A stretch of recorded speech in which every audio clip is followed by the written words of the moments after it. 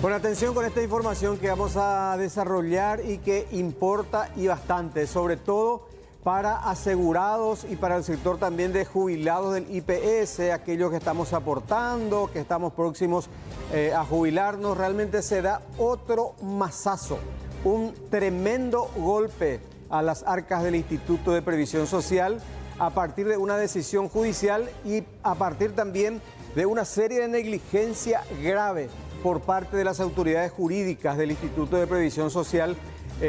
Amalia, Roberto, vamos a remontarnos al año 2016-2017, cuando la Corte Suprema de Justicia había salido a favor de un grupo de capitanes de buques. ¿Recuerdan aquel escándalo por el tema de la jubilación? Sí. Bueno, ¿qué ocurrió aquella vez? La Sala Constitucional de la máxima instancia judicial favoreció a este grupo de capitanes que sabemos en el sector económico son los que mayor cantidad de salarios perciben en el mercado por el trabajo delicado que realizan.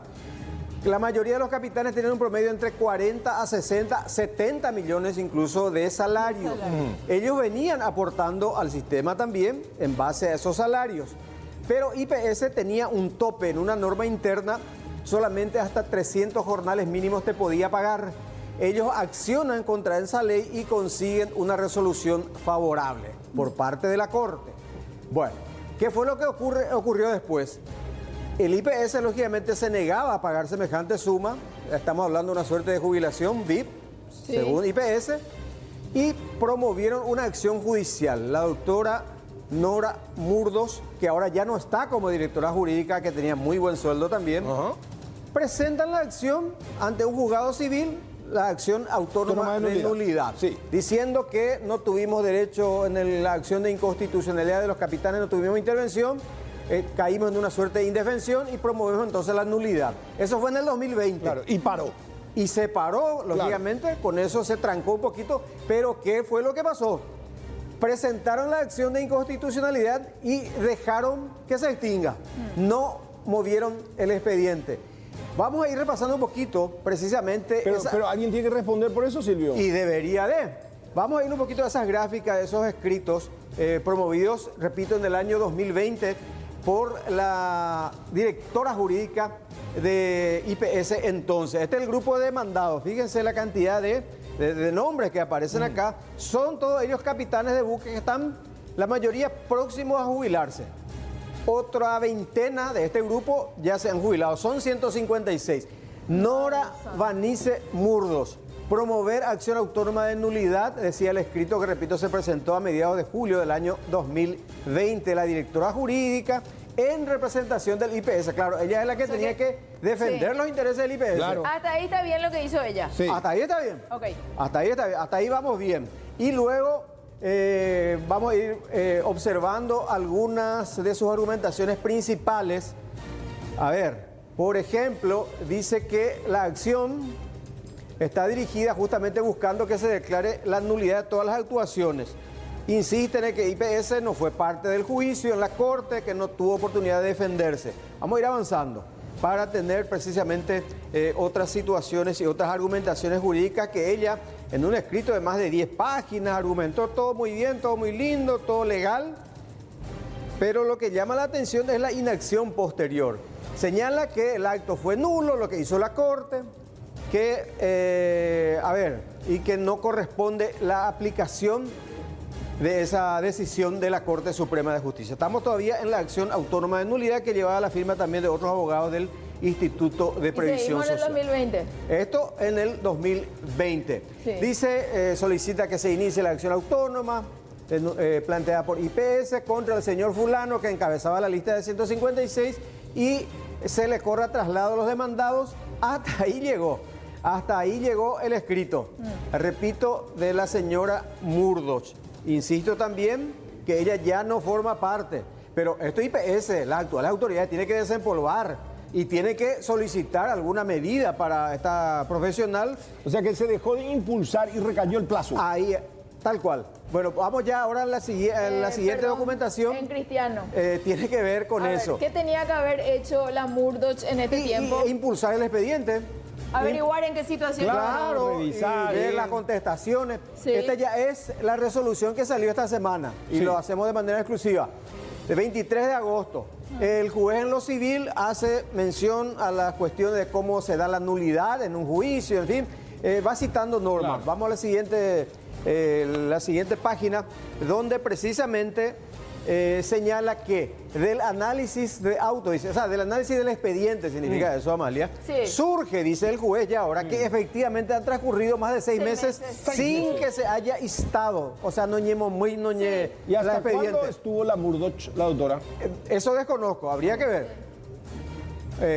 Hasta la época de No, pero... Lubetich. Lubetich. Lubetich, sí, en esa Bueno, época. pero alguien tiene que responder siempre, porque esto Por va a supuesto. significar... Fíjate lo que le dice el juez. Sí. Dice, supone en la presente acción un evidente abandono de la instancia de la parte accionante. ¿Quién es la parte accionante? IPS. Claro.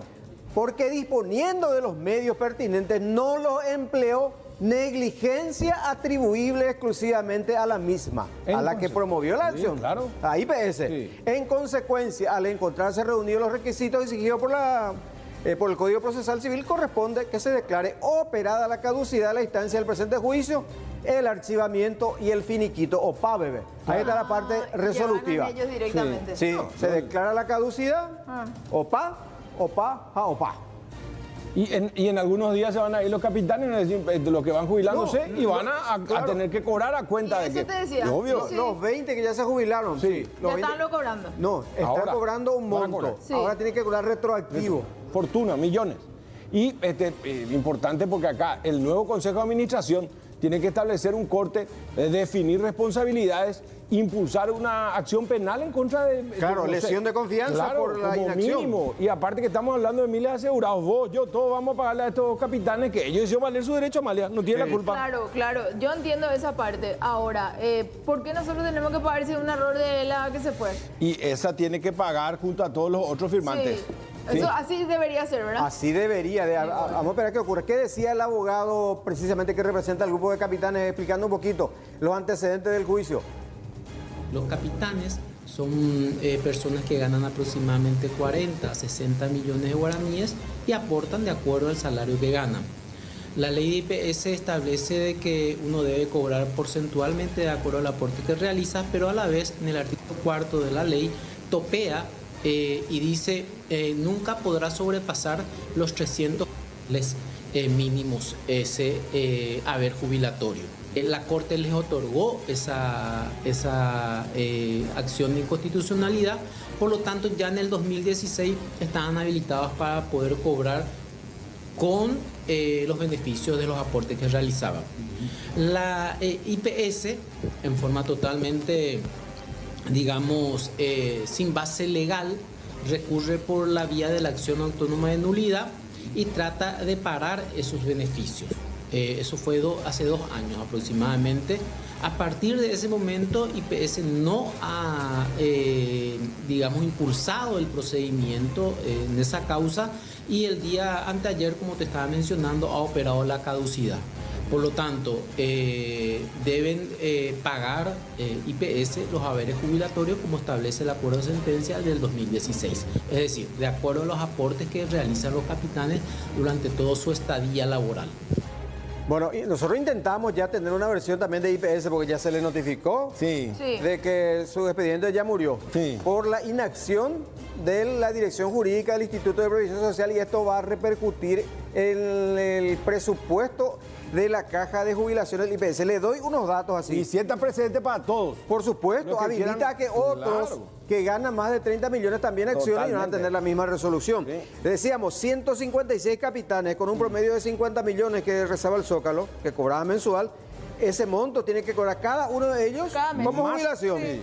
Esto implica que para estos 156 capitanes, IPS debe prever un monto mensual Sí. de 7.800 millones de guaraníes. $1.100.000. Sí, y al año, 101.400 millones de Casi guaraníes. 15 palos verdes. 101.000 millones de guaraníes que tiene que salir de las arcas del IPS. Algunos dirán, es una sentencia justa porque de hecho ellos aportaron Claro. por ese salario. Entonces la pregunta es, ¿qué hizo IPS de los aportes de quién este va a grupo responder? importante? ¿Quién Claro, tiene acá que...? ellos hicieron todo el camino que tenían que hacer. El Ahora- IPS lo que metió la pata. Pudiste anotar mal un día, ¿verdad? Y te equivocaste como abogado. Pero un indicativo, hermano, 6 meses enderezará y a ver tu expediente. Una semana pudiste haber tenido amnesia, pero después ya fue otro tipo de amnesia. Claro, fue negligencia, desidia, impericia, complicidad. Ah, claro, contubernio, más de uno puede decir.